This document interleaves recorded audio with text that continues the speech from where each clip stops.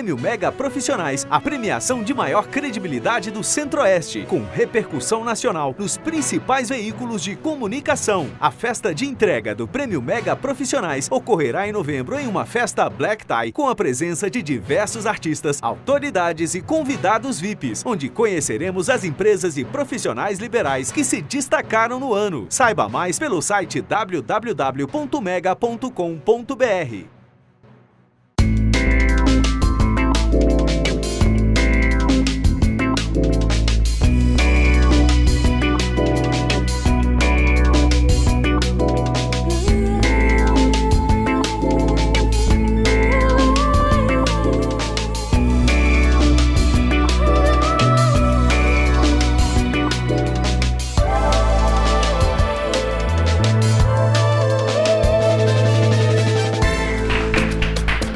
Já estamos chegando com o programa Mega Profissionais.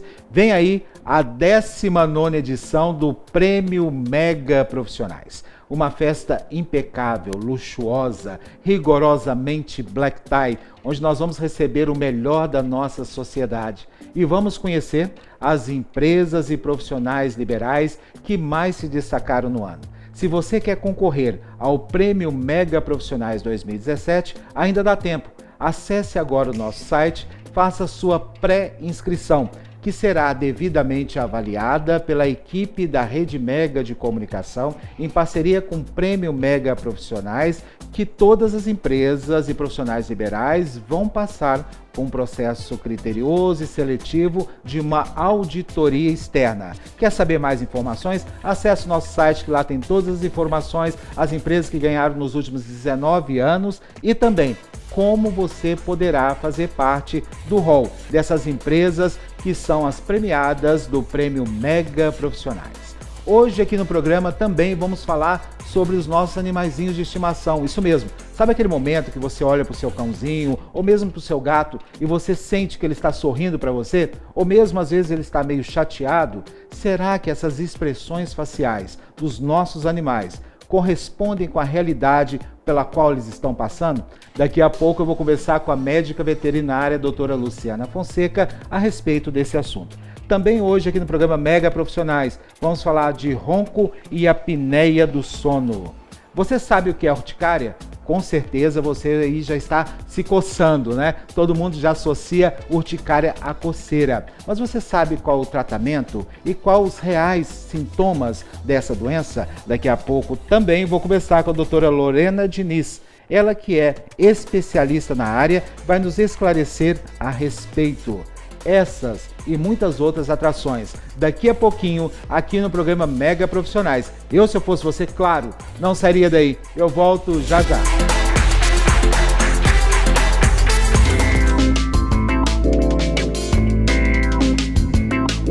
Mega Profissionais, a premiação de maior credibilidade do Centro-Oeste, com repercussão nacional nos principais veículos de comunicação. A festa de entrega do Prêmio Mega Profissionais ocorrerá em novembro em uma festa Black Tie, com a presença de diversos artistas, autoridades e convidados VIPs, onde conheceremos as empresas e profissionais liberais que se destacaram no ano. Saiba mais pelo site www.mega.com.br.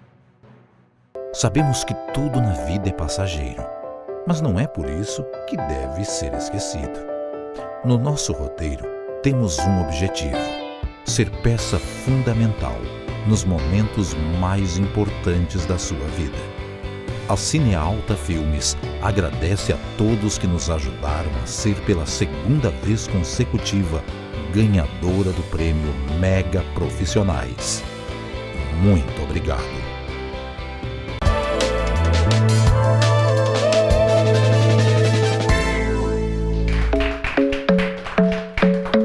Estamos de volta com o programa Mega Profissionais. Agora vamos falar de saúde aqui no programa. Aliás, vamos falar de um mal que incomoda algumas pessoas, mas temos poucas informações a respeito. A urticária. Quando a gente fala de urticária, as pessoas psicologicamente já ficam se coçando, né? Ah, será que eu tô com urticária? Será que eu não tô com urticária? Mas o que é essa doença? Eu vou conversar aqui com a especialista, a doutora Lorena Diniz, que está de volta volta ao programa. Tudo bem, doutora? Seja bem-vinda bem. mais uma vez aqui no programa Mega Profissionais. Bom, quando a gente já fala de urticária, a gente já sente coceiras e associa com coceiras. Mas o que é a urticária, doutora? A urticária é uma manifestação alérgica da pele, onde a pele começa a apresentar algumas placas vermelhas. Geralmente essas placas elas são elevadas e podem se unir. Uma placa, assim, ela geralmente começa pequena e ela vai espalhando pelo corpo e vai se unindo, que a gente chama de confluir as placas. E elas podem evoluir até para uma urticária que a gente chama de urticária gigante, quando a urticária espalha pelo corpo todo. E em alguns casos, alguns pacientes ainda, junto com a urticária, que é um edema do subcutâneo, fazem um angedema, que é aquele inchaço. Geralmente o angedema acontece nos lábios, nos olhos, palmas das mãos, são as regiões onde a pele é mais fina, né? Mas a urticária é considerada uma doença, doutora? Ou é uma alergia?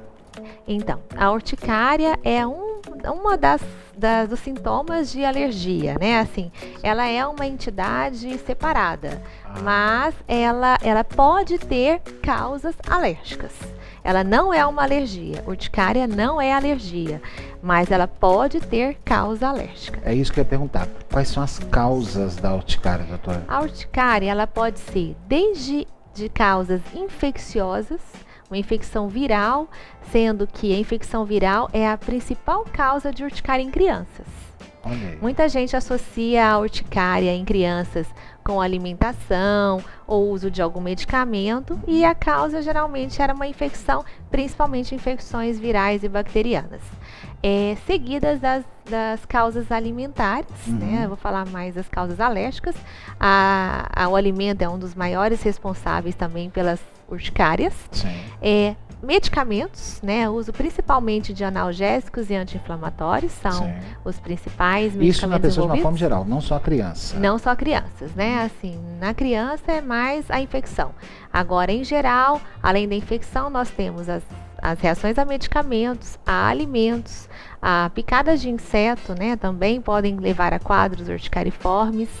E plantas, doutora? Pode? plantas podem também causar. A gente tem uma entidade separada da urticária, uma subclasse, né, na verdade, que é a urticária de contato. Às vezes você encosta numa planta e naquela região você vai ter elevações de placas, Sim. mas vai ficar localizada. Então a gente tem a urticária de contato. Ah, ok. Então ela Pode ser não causada pode... por plantas. E ela não pode espalhar para o corpo? Pode também, ela pode se espalhar. Também pode se espalhar. Dependendo da sensibilidade da pessoa, ela pode se generalizar. Tá, e tem como prevenir ou pode saber diagnosticar antes a possibilidade dela vir desenvolver uma urticária ou não?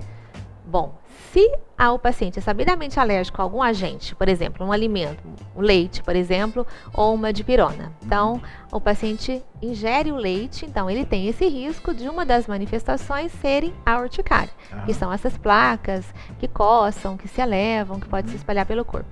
Agora, pode acontecer uma coisa inesperada. Você sempre tomou, por exemplo, um analgésico, a dipirona, e um belo dia você toma a dipirona e 30 minutos depois você aparece empolado o corpo todo. Então pode ser uma coisa inesperada também. E eu vou citar, inclusive, para a senhora um exemplo pessoal.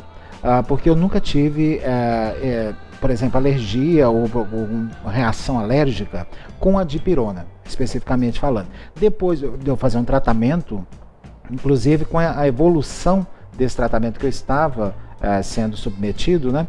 De repente, num dia, eu acordei e estava completamente empolado. Eu falei, mas o que foi? Será que eu comi alguma coisa e tal? Aí foram se investigando e descobriu que eu era alérgico à dipirona. Daí pra cá, nunca mais pude fazer o uso da dipirona. Eu nem sabia disso, né? Eu falei, não, alguma coisa deve ter acontecido que desencadeou esse processo alérgico, né? E o tratamento, doutor? Bom, o tratamento vai depender da causa dessa alergia, né? Uma das causas também, que eu não falei inicialmente, são doenças autoimunes. Então, a própria pessoa reagindo contra ela mesma. Outra assim, a maioria das urticárias também a gente chama de idiopáticas, onde a gente não consegue identificar a causa. Sim. A gente faz a investigação completa de infecção, procura de alérgenos, história clínica de uso de alguma medicação. não encontrado nada, e aí a gente fala que é uma urticária espontânea. Sim. E espontânea ou idiopática. Então, dependendo do tipo de urticária, diferencia o tratamento. Vamos supor, se for uma urticária relacionada ao uso de medicamentos, o tratamento é evitar o medicamento. Sim. E se, evidentemente, assim, a criança ou o adulto entrar em contato com o medicamento e ter a manifestação, a gente tem que usar medicamentos para conter aquela alergia. Agora, as urticárias espontâneas não tem uma causa definida. O que eu vou afastar se eu não tenho uma causa definida, né? E então hoje existem tratamentos modernos onde é feita uma injeção de uma medicação, de um anticorpo monoclonal que contempla a eliminação desses sintomas. O paciente ele fica tempo sem ter a manifestação, até a gente tenta, assim, entre aspas, chegar na cura desse paciente com essa medicação nova. É muito bom saber que tem tratamento, porque quem sofre de urticária é horrível, porque a pessoa fica se coçando inteira, né? Chega até a machucar. Né? Por quê? Porque não Coça aguenta muito. Aquela situação, né, doutora? É uma doença que impacta negativamente muito a qualidade de vida do paciente. Interfere no sono, né, pela coceira. Sim. Interfere na vida social. Na vida social. Porque a pessoa fica com vergonha, né, de se expor com aquelas placas. O incômodo da coceira é importante. A absenteísmo, né, as faltas do trabalho, que a pessoa não consegue nem trabalhar. Os relacionamentos amorosos ficam também prejudicados. A alimentação, às vezes, muito restrita, né? Que o paciente, às vezes, tem que deixar de comer diversos alimentos para controlar os sintomas. Então, assim, é uma doença muito impactante na qualidade de vida. É bom que nós temos tratamento. Né? Com certeza. Hoje a gente tem um tratamento, tem um acompanhamento e, graças a Deus, a medicina consegue evoluir bastante nesse sentido. Doutora, muito obrigado pela sua participação aqui no programa Mega Profissionais e principalmente saber da questão do tratamento do urticária, que nos deixa mais aliviados e agora muito mais bem informados. Muito obrigado. E o programa Mega Profissionais volta já, depois do nosso intervalo.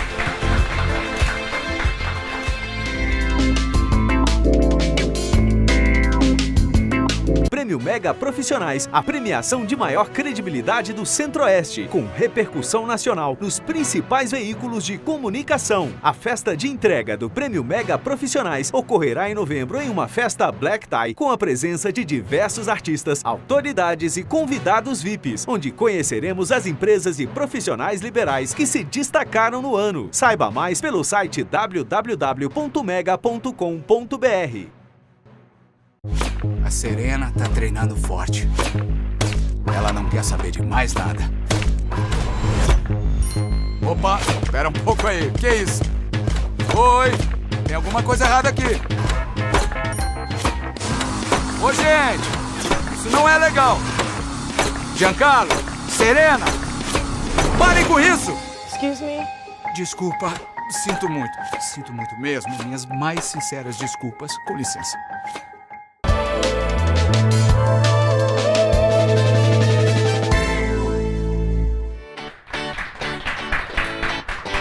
Já estamos de volta e agora vamos falar no nosso quadro Espaço Pet da saúde dos nossos animaizinhos de estimação.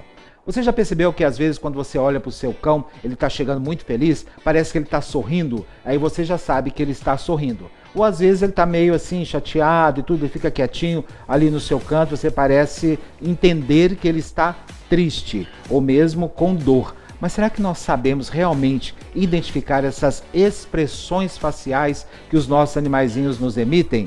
Sobre esse assunto nós vamos conversar agora com a médica veterinária doutora Luciana Fonseca, que está de volta aqui no programa Mega Profissionais. Tudo bem, doutora? Tudo bom. Seja bem-vinda mais uma vez aqui no programa. Essa questão da gente olhar para o cãozinho e falar assim, nossa, ele está sorrindo, ele está feliz, né, ao receber a gente ali. Essa história procede, doutora? Ele sorri claro. mesmo? Eles têm, os animais, eles têm mais de 100 expressões faciais e corporais. Né? Então, o passar do tempo, a gente começa realmente a identificar. Mais de 100? Mais de 100 expressões corporais e faciais. Então, aquele animal que realmente tem uma cara mais sorridente, um olhar mais franzido quando ele quer avançar, isso realmente acontece, né? Aliás, eu estava até conversando, inclusive, recentemente com um amigo meu, falando que o cachorro mais perigoso é aquele que não late demais. Aquele que sai quietinho, porque ele vai É o lá traiçoeiro. e morde, né? Isso. Normalmente os que mordem, eles avisam, né? Ele fala pra você, opa, não vem não que eu vou avançar. E normalmente aquele que avança, ele só te olha com o olhar. E aí, às vezes, você não entende o olhar dele, que ele tá querendo te falar, olha, não venha um pouco a sua cara. E é a hora que você toma uma mordida. O xoxô é muito comum fazer isso, É né? mesmo, é tão fofinho, né? O xoxô é lindo. Então, assim, você chega, ai, que lindo. Aí quando você chega, ele já olha pra você. Se você continua avançando, ele nhaque você. Doutor, é mesmo? Bem assim. É bom a gente Até com a entender. gente. É bom a gente entender essa Sim. expressão, né? Agora, essa questão também do gato. Muita gente fala, não, o gato não tem expressão, não tem essa empatia com o dono igual o cachorro. O que eu discordo. Sim, com Porque eu tenho certeza. mais de 20 gatos, né? E Cada um crio tem que um jeito. gato há mais de 27 anos. E eu sei sim que ele tem sim as suas expressões. Eu pelo menos sei entender quando Cada eles um deles. chegam, né? Próximo. Sim, o gato, ele é muito expressivo, né? Porque às vezes as pessoas que não gostam de gato não entendem, né? Mas o próprio ronronar, né? Quando eles ronronam, são momentos de prazer. Então quer dizer que o gato tá feliz, que ele tá bem. O fato do gato se lamber quer dizer que clinicamente ele tá bem. O gato que não se lambe, que tem um pelo arrepiado, ele não está bem, ele está doente. E o gato é muito interessante que o gato ele só demonstra que está doente quando ele realmente está morrendo. Quando ele tá muito mal, né? Então, na maioria das vezes, ele tá aquele gato bem, tranquilo, não lambe, não ronrona, mas o proprietário não percebeu, né? E aí, quando a gente vai ver, ele já tá num estágio grave de alguma patologia, né? Geralmente eu percebo dos meus gatos, né? Principalmente com a avançada idade, que eu observo que o pelo deles, né, modifica. Não fica daquele mesmo jeito, aquele pelo bonito que eles têm. Parece que ele fica mais grudado, né? Fica, até pela idade, às vezes animais obesos, eles não conseguem se lamber direito, né? E principalmente porque começa a ficar mais velho, começa às vezes a ter uma dor articular, alguma coisa, então ele começa a diminuir a intensidade de lambidas, né? Então isso reflete muito em alterações de pele e pelo. A questão do latido, doutora, e também do miado, né? Que parece ser alto demais. O que pode significar? O que a gente pode detectar nisso? Então, alguns miados, eles podem significar realmente dor, né? Aquele miado mais longo, comprido, um miado que não para. O gato, principalmente, ele corre. Às vezes ele corre e faz um barulho drrr, e aí ele sai correndo. Muitas vezes eles têm alguma dor abdominal, então isso é interessante a gente ficar de olho. Não são todos, mas poderia acontecer, né? Às vezes vai na bandejinha, não consegue defecar, corre pela casa, mia. Consecutivamente, ele não tem esse comportamento, está errado, né? E o cão da mesma forma. Na verdade, o cão, ele muitas das vezes ele chora quando está sentindo alguma coisa, uma dor, ou ele fica calado. E uma coisa interessante é que quando eles param de comer, eu sempre falo pro proprietário, dá uma coisa que você nunca daria para ele, uma salsicha, por exemplo. Se ele aceitar, normalmente é comportamental. Ele não está doente, ele não quer ração, ou ele está chateado com alguma coisa aconteceu no ambiente. Certo. Agora, quando você dá o pão de queijo, a salsicha, você viu que ele que ele quis comer, aí, que ele não quis comer, a gente começa realmente a pensar em alguma patologia, né? As posições também são muito interessantes. O animal, quando ele senta, a gente chama de posição ortopneica. Ele senta, ele abre as patinhas da frente, fica sentado, e aí ele levanta o pescoço e começa a respirar com uma certa angústia, uma certa dificuldade. O olhar, às vezes, fica um olhar trágico, ele arregala os olhos. Normalmente, algumas doenças abdominais, dores abdominais agudas fazem isso. Pode ser só gás, mas pode ser pancreatite, mas só no torção. caso do cachorro. Cão e gato. Mesmo? O gato, a gente até costuma falar que quando ele abre a boca para respirar, que o gato não está bem, né? A chance dele morrer é muito alta. Claro que não é o calor. Vamos diferenciar o gato com sede, com calor, num dia muito quente, que ele fica como o cachorro ventilando. Mas o gato, quando ele começa a fazer isso muito constante, não para, num dia mais fresco, dentro de casa, ele tem alguma doença respiratória. Então isso é grave, tem que olhar. Bom, eu também tenho um caso bem interessante que eu tenho gatos, né? E os meus gatos geralmente eles ficam um pouco emburrados quando eu viajo, né? Aí eu vou viajar e ali eles já sabem a movimentação de mala, de funcionário preparando minha mala e tal. E ali eles já ficam meio... Deita dentro da mala. Exatamente, eles já vão ali dentro da mala e tudo.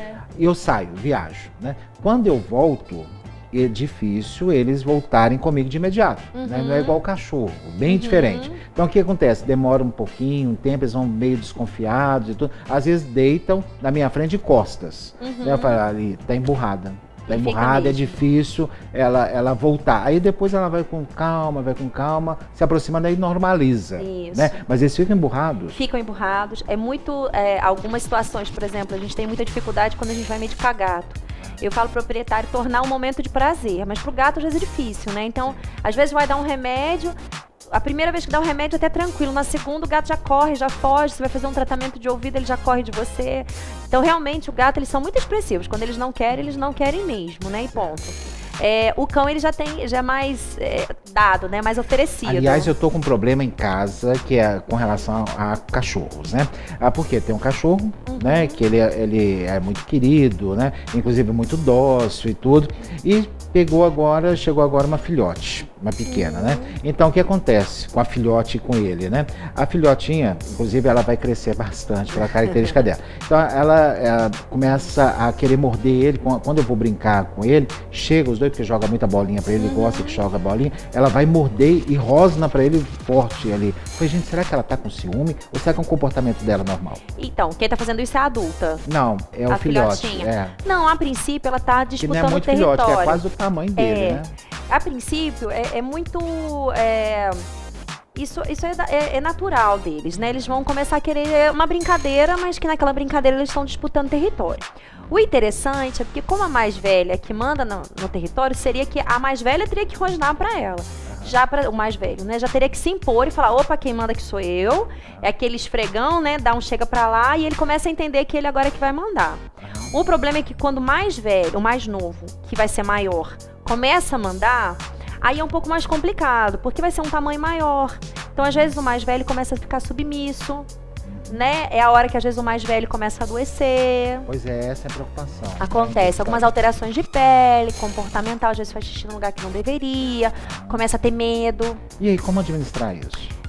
A hora que a gente tem que ter um certo pulso firme, né? Então, eu sempre oriento o proprietário assim, manipula primeiro o mais velho, depois o mais novo. Quando o mais novo rosnar, briga com ele, faz um barulho.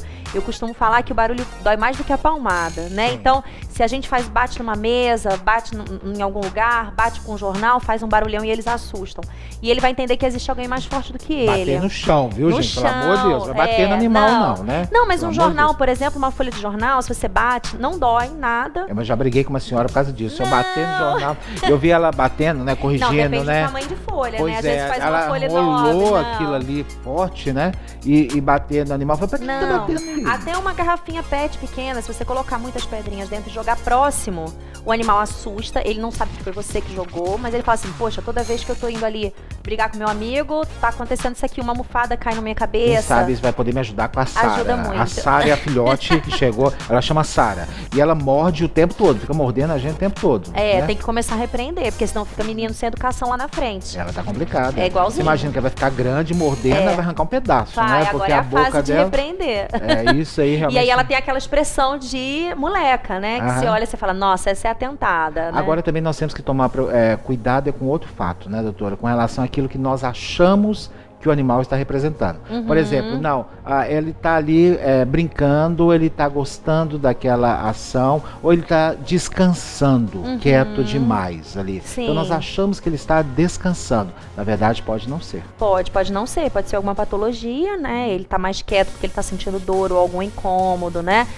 Algumas alterações de comportamento, às vezes a pessoa acha que é por estresse. Não, e às vezes é patológico, ele está sentindo dor e aí por isso ele defecou num lugar errado, ou ele não está querendo comer, ou ele não está querendo defecar, né? Sim, então isso tudo isso tem que ser muito inclusive nós temos até um vídeo curtinho, né? Isso. Rapidinho que a gente fala sobre isso. Esse animal, ele tá de costas deitado, Isso, né? esse é o neném, a dona me mandou esse vídeo, nós estamos passando por uma época de muito calor, e a proprietária relatou que ele estava com muito calor, e ele estava um pouco mais quieto do que o normal. Quando a gente repara no vídeo, o abdômen dele, ele faz um esforço respiratório. Eu achei muito interessante, porque deu pra gente perceber bem o esforço que esse animal faz para respirar. E ele até estava brincando, tinha hora que ela jogava bolinha, ela me mandou um outro vídeo, ele ainda corria atrás da bolinha. E aí eu falei para ela, essa respiração não é normal, vamos examinar ele. Ela achou que estava tudo tranquilo, ela nem levou nesse dia. No outro dia de manhã que ela levou esse animal pra gente atender, e ele estava cianótico, ele estava com língua roxa. Nossa. Já estava com a língua roxa. E aí nós radiografamos, ele tinha um edema pulmonar e tinha uma pneumonia. Na verdade, ele era cardiopata, a proprietária não sabia. Ele desenvolveu uma pneumonia e pelo excesso de esforço respiratório, o coração descompensou e além da pneumonia ele fez edema pulmonar. Nossa, então o neném muito provavelmente nas próximas 24 horas ele iria parar de respirar do jeito que ele estava. Então a gente teve que entrar com tratamento sintomático.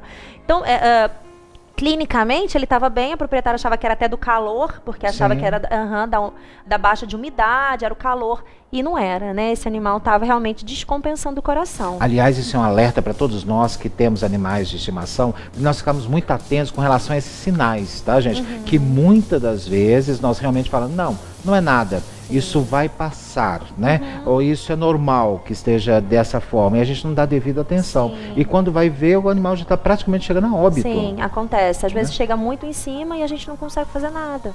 Isso. E esse animal deu sorte ainda de ter, do coraçãozinho dele, a gente ainda ter percebido essa alteração cardiológica. Porque talvez se ele não tivesse feito a pneumonia, não ia ser nem identificado talvez o coraçãozinho, o proprietário não ia perceber, às vezes passa despercebido, não é auscultado, e lá na frente poderia dar um problema ainda maior. Ou seja, fica alerta aqui para todos vocês, quando observarem qualquer sinal ou qualquer comportamento anormal, né? Mesmo latido ou miado, no caso mesmo de gato, que seja cachorro, comportamental, é bom sempre procurar um colega, né?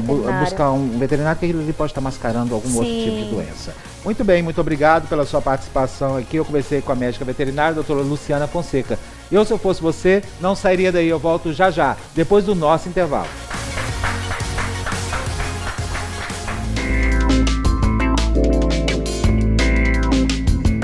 Prêmio Mega Profissionais, a premiação de maior credibilidade do Centro-Oeste, com repercussão nacional nos principais veículos de comunicação. A festa de entrega do Prêmio Mega Profissionais ocorrerá em novembro em uma festa Black Tie, com a presença de diversos artistas, autoridades e convidados VIPs, onde conheceremos as empresas e profissionais liberais que se destacaram no ano. Saiba mais pelo site www.mega.com.br.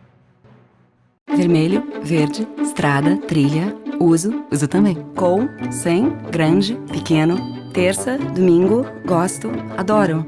Uso, puxo, esse não, esse. Quero esse. Esses eu quero também. Quero todo tipo e cor. Quero escolhas, você tem? Se ter opções é importante para você, é importante pra gente. Por isso temos produtos para cada tipo e tamanho de sede. Coca-Cola Brasil, sua sede move a nossa.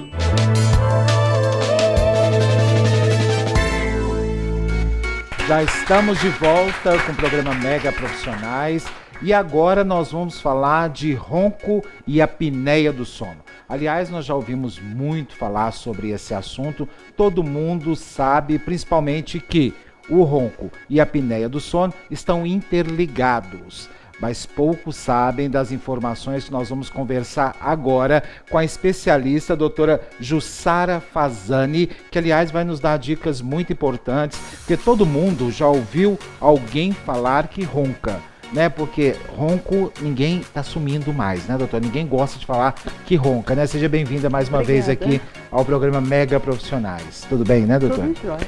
Que história é essa, doutora? Por que ninguém quer assumir ronco? É uma coisa tão comum, eu acho que grande parte das pessoas tem o ronco em algum momento da vida, né, doutora? Hoje mesmo eu estava no consultório de manhã e a minha paciente falou assim, olha, meu marido não assume que ronca. Eu falei, grava.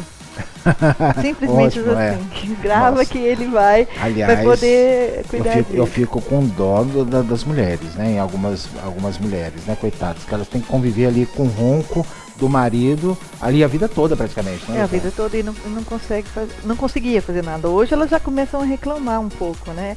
E chegam a gente para buscar um tratamento. Olha, eu vou trazer meu esposo para ver como que funciona. Como é que começa esse tratamento? Primeiro com o parceiro, né? Alguém da família que fala sobre o ronco. Isso também tem em criança. Aí nós buscamos, tem criança, o ronco sim, roncam sim. E aí nós vamos buscar um exame que chama polissonografia, Certo. né? Hoje tem clínicas que são especializadas nesse exame. Que você passa a noite na clínica e ele faz o exame. Ah, sim, Tá. sim. Aquela questão Clínica do sono. sim. sono. E aí, em cima desse exame, nós vamos fechar um diagnóstico e, em cima desse diagnóstico, são tratamentos que vão ser efetuados nesse paciente. Agora a gente está falando muito dos homens aqui. A gente está jogando muita pedra nos homens. Que o homem que ronca é a mulher que sofre demais. É só homem que ronca, Não, doutor? não. Mulheres, as pessoas roncam, independente de sexo. Elas só que, como as mulheres procuram mais o médico, controlam peso, fazem tratamento odontológico, fazem uma série de academia, né? Então elas são propensas a não desenvolver de uma forma mais evidente o ronco como os homens. Porque os homens vão no médico só quando está precisando, assim, na última hora, né? Exatamente. A mulher não, a mulher vai frequentemente ao médico, ao dentista, e aí a gente consegue descobrir com mais antecipação, né? o ronco. Inclusive, parece que os homens também eles acostumaram, né? Não, homem ronca mesmo. Homem ronca, isso é normal, isso é natural e não busca um tratamento, né? Porque está dentro do natural. Até o momento que isso começa a incomodar demais, afetar a saúde e vem a questão da apneia do sono, né, doutora? Que aí já passa a ser muito grave. Dependendo da quantidade de parada cardiorrespiratória que vai ser demonstrado no exame do polissonografia, nós vamos poder constatar qual é o tipo de apneia. Porque o que é o roncar? Roncar é um vibramento do palato mole. Hoje temos vacinas, temos vários tratamentos que podem ser efetuados com isso. Vacina no próprio palato mole para enrijecer o palato. Me desculpe a ignorância, mas palato mole é o Depois quê? do palato duro, né? Então a gente faz onde tem a úvula, é a parte da parte posterior do palato mole, onde fica as amígdalas. Onde fica as amígdalas. Então aquela ok. parte, ela na hora do dormir, ela coaba com a parte posterior da traqueia e você ronca.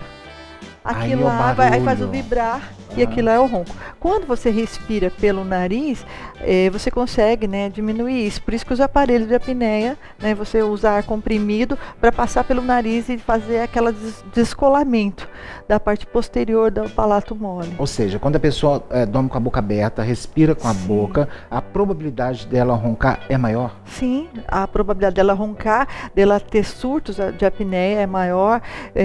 Aí, assim, a respiração ela tem que ser nasal, tanto de inspiração quanto de expiração do ar. Tanto para quando nós inspiramos o oxigênio entrar junto com o óxido nítrico, que ninguém fala muito sobre isso, e expirar o gás carbono. Tem que ser pelo nariz. Tem que ser umidificado, inclusive. Quem que umidifica o nariz? O canal lacrimal, que passa aqui na base inferior. Ele que umidifica o ar para ir para o pulmão e, consequentemente, fazendo essa troca gasosa. Pelo nariz. Agora você está falando de umidificar o ar. Quando o clima está muito seco, as pessoas são propensas a roncar mais ou isso não tem nada a ver? A pessoa é propensa a roncar quando ela tem a respiração bucal. Né? O que é quando isso? Ela tem a respiração bucal? Nasal ela não vai roncar. Ninguém ronca com respiração nasal. A gente às vezes ronca com respiração mista, quando é nasal e bucal, e quando é só bucal. A gente começa isso na criança. Se a gente pegar um bebê hoje, vamos ver nas maternidades, às vezes a criança que tem um problema de deglutição, ou chupa o bico, chupa a mamadeira, chupa o dedo, ela tem uma base da língua dela, a língua vai ficar para baixo, consequentemente ela vai dormir com a boquinha aberta, e isso começa na primeira infância, e você vai aumentando isso com 7 anos, 8 anos, sempre dormindo, fazendo a deglutição da saliva atipicamente, a boca mais seca, respirando pelo nariz e pela boca, consequentemente ela vai ter um quadro que ao longo da idade vai levar uso uma de ronca-apneia. chupetas, bicos nas crianças Levam a deglutição atípica e uma respiração mista. Atenção, mamães, vamos ficar atentas, né? Com relação a isso, mamães e papais também, que não é só a responsabilidade da mamãe, né? Sim. Ali, mamães e papais. Então, quando você tem as crianças, né? Nós já sabemos que isso, inclusive, atrapalha a dentição também das crianças, né? Tudo. A construção da dentição. E agora também um problema muito mais sério que a questão mas a apneia, então, ela vai começar numa posição por isso adequada que as do crianças dente. roncam, não. Também. Então, nós precisamos ter o sinergismo labial. O que é sinergismo? Fechar a boca e deglutir a saliva de uma forma correta. Deglutir a saliva? Até a saliva nós precisamos deglutir de uma forma correta. Quando você tem um interparo, por exemplo, o bico, A chupeta, a sua língua vai ficar, a hora que ela deglutir, ela vai ficar para baixo. E isso vai interferir tanto no desenvolvimento crâniofacial, da parte da maxila e da mandíbula, como nos outros processos, que inclusive, vou te dizer mais, nos refluxos das crianças, no problema de gastrite, nos problemas de estômago. Por quê? Porque tudo isso tem a ver com a saliva. Se você não tem saliva, se a saliva não, tem muito muco, se é uma saliva que não tem hidratação, vai interferir na sua alimentação, vai interferir na lubrificação da cavidade oral, vai dar cárie. Então a cárie, ela vem da falta de saliva da boca. Doutora, é tudo isso? É tudo isso. Ou seja, um simples bico, uma chupeta, vai começar a desencadear todo um processo. Ronco, apneia do ao longo sono, do cáries, tempo. pode dar refluxo. Pode dar problema psicológico, problemas de desatenção, déficit de atenção hoje. Está sendo estudado muito fora do Brasil. Não é Ritalina, né? Vamos fechar a boca, respirar pelo nariz, ter uma deglutição correta. Dentistas junto com... E nós é que somos responsáveis por esse diagnóstico.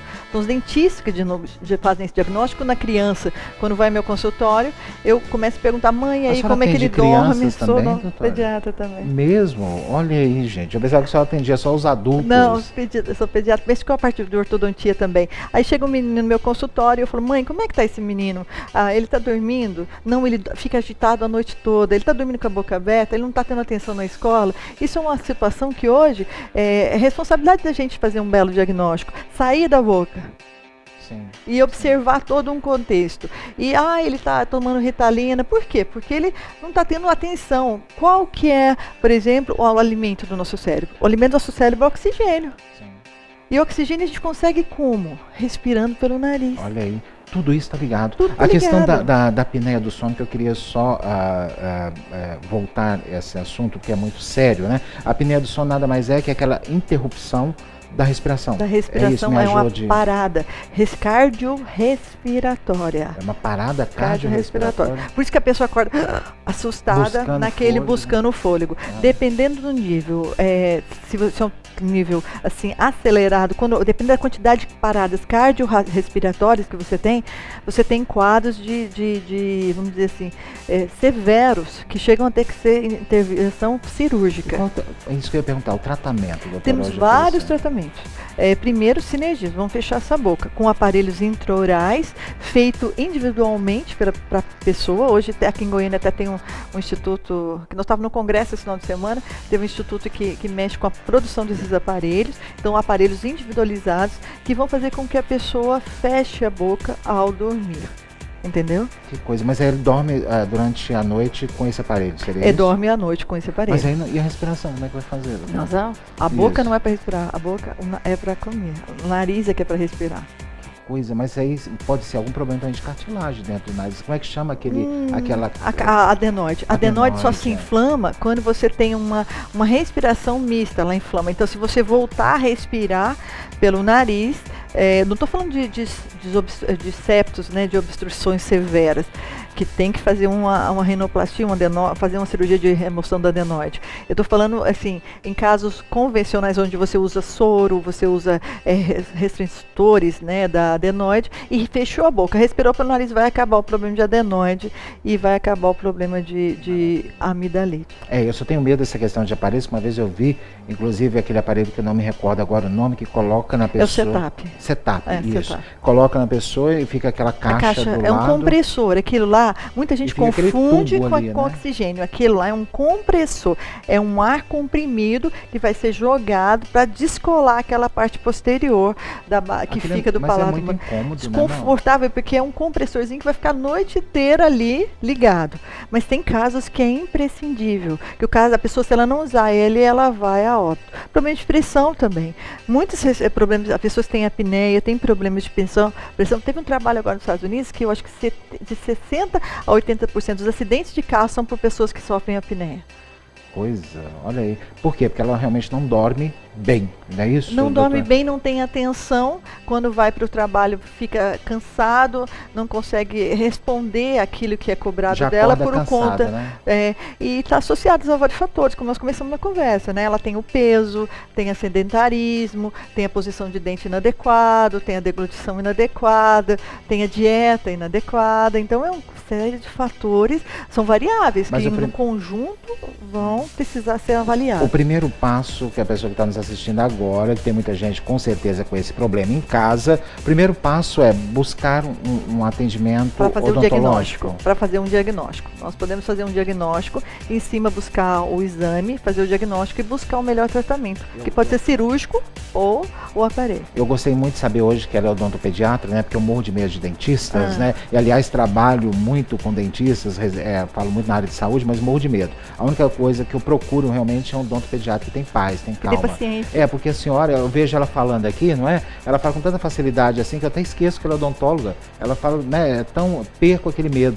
Falei, não, vou ter que tratar com a senhora. Doutora, é sempre um prazer recebê-la aqui. Obrigada. É uma pena que nosso tempo passa tão rápido na televisão, mas espero que a senhora volte o mais breve possível, tá? Para conversar mais com a gente aqui. Obrigado mais uma vez. E eu, se eu fosse você, não sairia daí. Eu volto já, depois do nosso intervalo.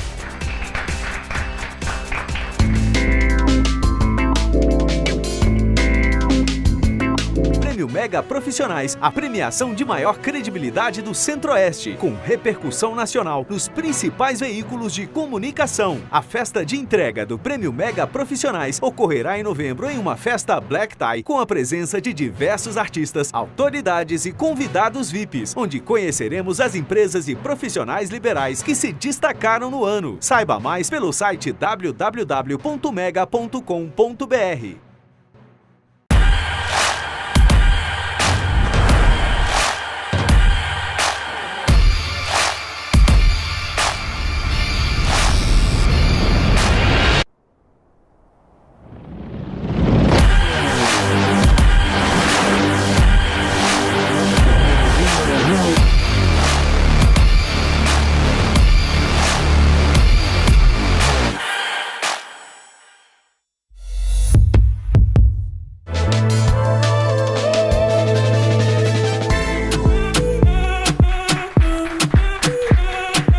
Já estamos de volta e a partir de agora vamos falar sobre tumores gastrointestinais. A segunda entrevista da nossa série que começamos na semana passada, que aborda sobre tratamento, prevenção dos tumores gastrointestinais. Quem está colaborando conosco nessa série é o médico oncologista e cirurgião Dr. Vinícius Maciel, que já está de volta aqui no programa Mega Profissionais. Seja bem-vindo mais uma vez ao programa, doutor. Bom, iniciamos na semana passada uma série falando sobre os tumores gastrointestinais. Para quem às vezes não teve a oportunidade de assistir aquele programa, que aliás perdeu, né, doutor? Foi realmente um programa muito bom. Agora, para quem não teve essa oportunidade, vamos só salientar. Os tumores gastrointestinais aparecem em quais partes do nosso corpo? Quais partes do organismo? Sim, os tumores gastrointestinais eles aparecem seguindo uma ordem da boca até o final do trato intestinal: esôfago, estômago, intestino delgado, intestino grosso, reto, e não podemos também esquecer fígado e pâncreas. Aliás, toda vez que a gente fala de fígado e pâncreas, todo mundo fica muito assustado, né? Doutor, essa é uma das partes que mais acometem a questão dos tumores, não é? Do organismo? Sim, sim. No caso do tumor gástrico ou do estômago, é o terceiro mais comum entre os homens. Entre os homens, né? E por que está tão suscetível a essa aparição de tumores, doutor? Talvez não. O que se explica são os hábitos de vida, porque esses tumores têm muita relação, por exemplo, com uma coisa muito frequente entre os homens, que é o alcoolismo e o tabagismo. Ah, é? Sim, tem total relação. Aliás, o álcool e o cigarro, né, doutor, ele faz mal para tudo. É um problema. Aliás, até o cirurgião, de uma forma em geral, ele quando vai operar um paciente, a primeira coisa que ele pergunta é: fuma? Você bebe? Sim. Se fuma, já tem um problema muito grande com a cicatrização. Enorme. Não é isso? Enorme. E se bebe também está mais ou menos correlacionado. Não é isso? Dúvida. Ou seja, faz mal para tudo. Para tudo, né? Pra tudo. Agora não adianta também a gente falar que faz mal para tudo. Às vezes também eu recebi vários e-mails também me pontuando com relação a isso. Tancredo, você tem que falar que faz mal. Meu marido bebe demais, meu marido fuma demais, ou meu pai bebe demais, meu pai fuma demais, né? Fala que faz mal na televisão, que ele às vezes fica com medo e não vai fumar e não vai beber mais. Infelizmente não funciona assim. Nós não podemos causar medo nas pessoas. Nós temos que levar o quê? Informação. Mesmo porque ninguém vai parar de beber, ninguém vai parar de fumar por medo. que se fosse assim, infelizmente o Ministério da Saúde já tentou, né? Colocou lá nas cartilhas de cigarro aquelas fotos horrorosas, né? Do câncer, né? Do câncer e tudo, mas as pessoas que elas fazem, elas esquecem aquela foto e vão continuar fumando e bebendo. Faz parte de uma conscientização, né, doutor? É verdade, as famosas drogas lícitas, né? E a pessoa não adianta a terapia de choque, né? Você querer impactar medo, como você estava falando, porque o caminho mesmo é a automotivação.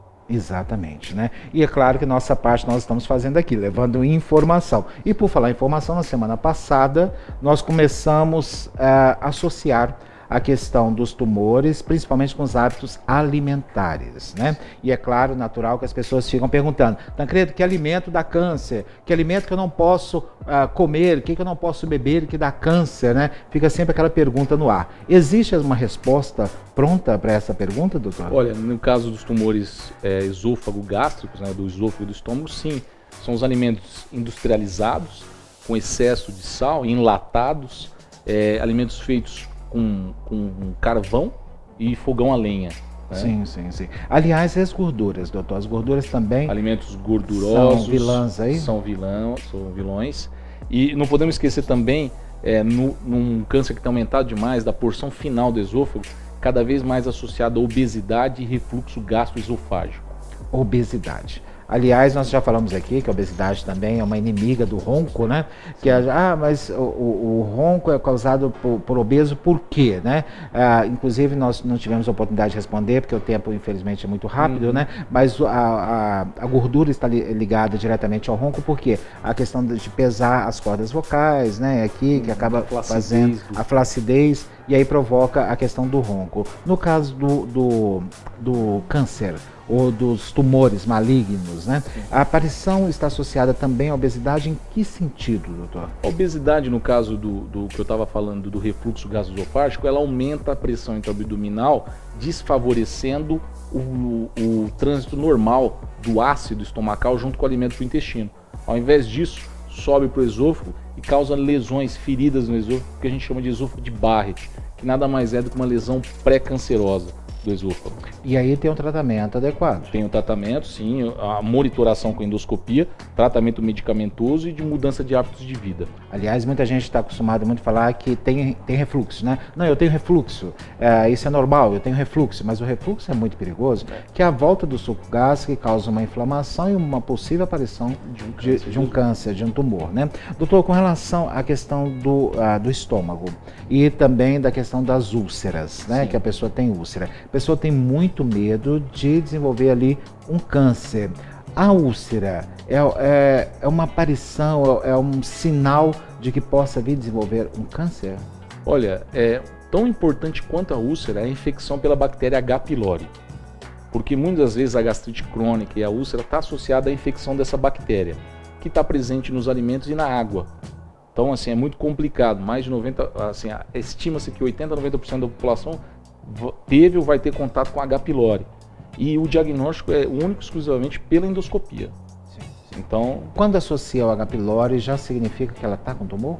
Não, é uma coisa que ao longo do tempo, associado com fatores como você bem falou da úlcera, que é a hiperacidez gástrica, ao longo do tempo, se isso não for tratado, vai ser um fator de risco altíssimo para câncer no estômago. Associado também à idade, né, doutor? Porque a idade, realmente a avançada idade, vai ter esse desenvolvimento. Outra coisa que é importante lembrar do câncer do estômago, as cirurgias no estômago são pré-cancerosas. Elas levam ao longo do tempo, você manipular o estômago, operar, é um fator de risco para câncer no estômago. É mesmo? Eu não tinha essa informação, mas por quê? Causa alguma inflamação? Muda completamente a fisiologia de emissão de hormônios e ácido digestivo dentro do estômago. Certo, mas a questão para emagrecer, a bariátrica e tudo, pode vir a desenvolver? Olha, assim como era muito frequente a cirurgia para úlcera no passado, nós colhemos aquelas cirurgias hoje, os pacientes desenvolvem câncer. Então, está por vir o que a cirurgia bariátrica vai causar no sentido oncológico propriamente dito. Aliás, nós já fizemos um programa especial aqui, falando sobre pacientes, né, que operaram da cirurgia bariátrica, né, e infelizmente não foi um bom resultado que ali tiveram, inclusive desenvolvendo até o alcoolismo, né, depois da questão da cirurgia bariátrica. Compulsão, né? Exatamente. Então, esse fato nós ainda não estávamos atentando, né, com relação ao desenvolvimento de câncer, né, que isso realmente é muito preocupante. A questão, doutor, quando sempre a gente fala do tratamento, se questiona a prevenção da questão do aparecimento do câncer. Existe uma forma das pessoas prevenirem o aparecimento desses tumores gastrointestinais? Existe, com certeza. Muito em voga hoje em dia a questão dos alimentos orgânicos, né?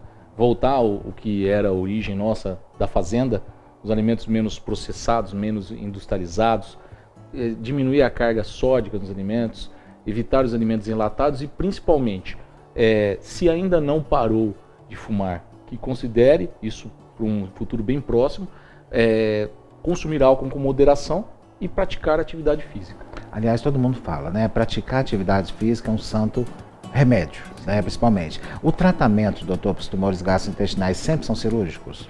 Sempre são cirúrgicos, mas pontuando que quanto mais precocemente nós identificarmos, melhor a chance de fazer os tratamentos não invasivos, ou seja, é possível tratar tanto os tumores de esôfago como estômago apenas por endoscopia, com uma ressecção chamada mucosectomia.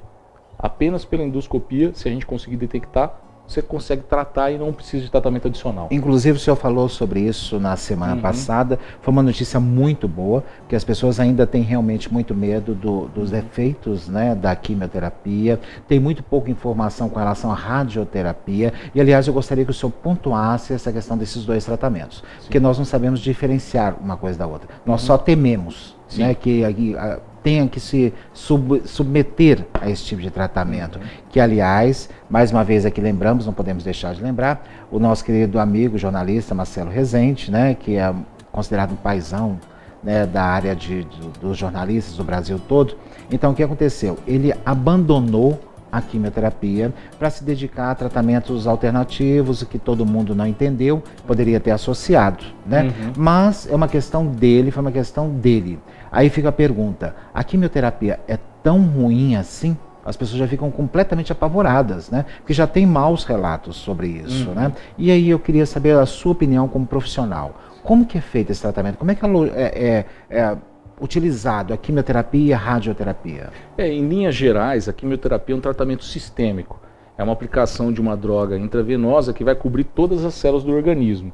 Obviamente, isso tem efeitos colaterais, mas cada vez mais as drogas têm avançado no sentido de minimizar os efeitos e também o profissional oncologista clínico que ministra a quimioterapia tem total condição de ajustar doses no sentido da tolerância do paciente.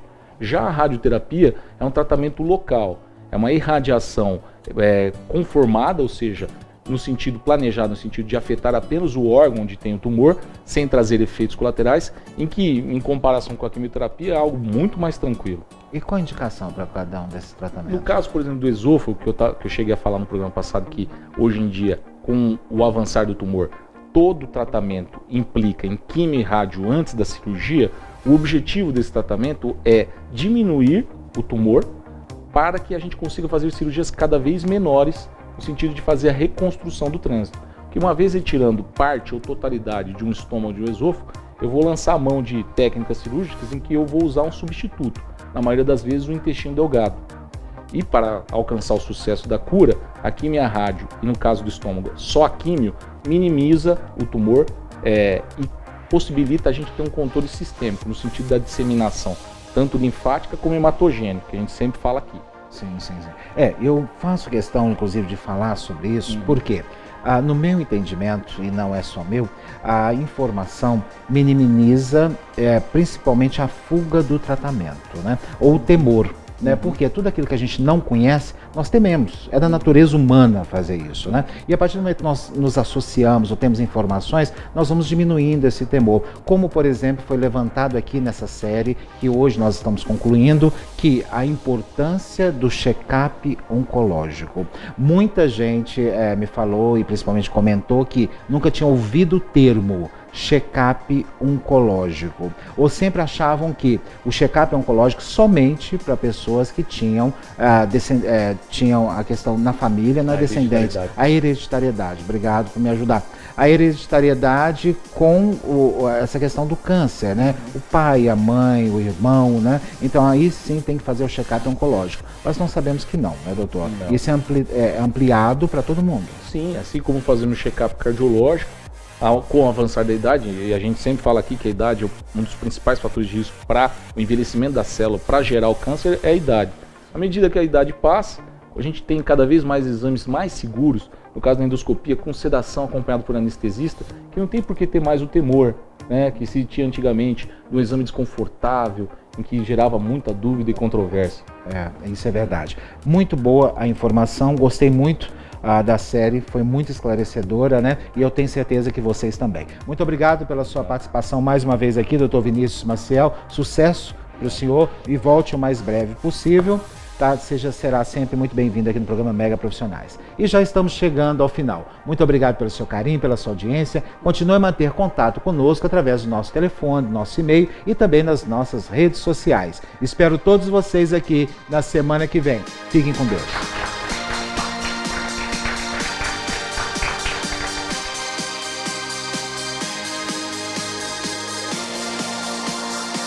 Prêmio Mega Profissionais, a premiação de maior credibilidade do Centro-Oeste, com repercussão nacional nos principais veículos de comunicação. A festa de entrega do Prêmio Mega Profissionais ocorrerá em novembro em uma festa Black Tie, com a presença de diversos artistas, autoridades e convidados VIPs, onde conheceremos as empresas e profissionais liberais que se destacaram no ano. Saiba mais pelo site www.mega.com.br.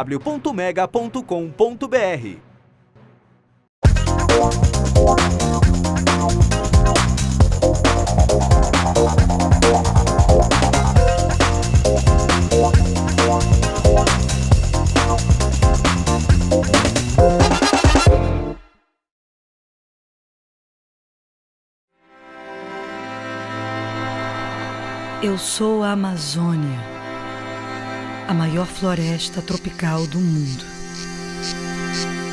Eu mando chuva quando vocês precisam.